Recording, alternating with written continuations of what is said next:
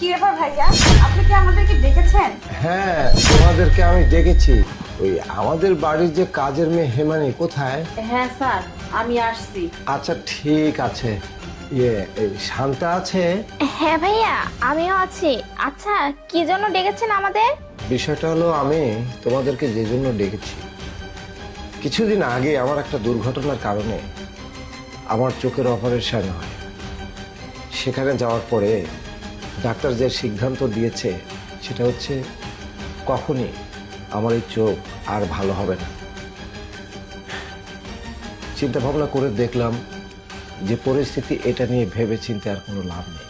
তাই আমি একটা সিদ্ধান্ত নিলাম, সেটা হচ্ছে আমার বাড়িতে এই যাবৎ পর্যন্ত আমার স্থাপর অস্থাপর যত টাকা পয়সা গহনা যাই কিছু আছে, আমি সিদ্ধান্ত নিয়েছি যে আমি প্রিয়া এবং শান্তার মাঝখানে সমান করে বন্টন করে দেবো। কিন্তু হ্যাঁ, সেইখানে আমি একটা চিন্তা করলাম যে হেমানি যেহেতু বহু দিন হলো, সেই ছোটবেলা থেকে আমাদের এখানে কাজ করছে, তাহলে সেও কিছুটা অংশীদার হয়।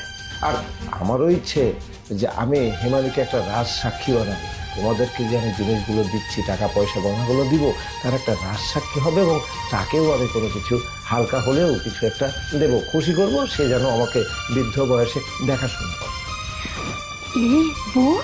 তার মানে যত সম্পত্তি টাকা পয়সা আছে সব কিছুর মালিক আমরা দুজন হব? তাই তো শুনতেছি।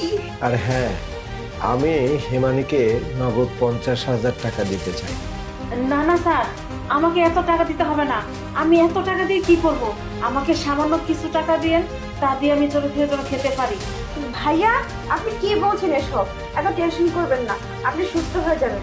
আচ্ছা ভাইয়া, আপনি কি শুধুমাত্র টাকা পয়সা ভাগ করে দেওয়ার জন্য আমাদের এখানে ডেকেছেন, নাকি আরো অন্য কোনো কিছু আছে? আমার সহায় সম্বল যে জায়গায় যা কিছু ছিল, টাকা পয়সা যেখানে যে জায়গায় রেখেছিলাম, সমস্ত টাকা পয়সা নিয়ে এসে আমি এখানে রেখেছি। আমি সব কিছু দেওয়ার পরে আমি চিন্তায় পড়ে গেলাম, আমার অবর্তমানে আমার শরীর যখন পড়ে যাবে তখন আমাকে কে দেখবে? আমি টাকা পয়সার জন্য আমি কোথায় যাব? আমার জন্য কিছুই তো রইল না।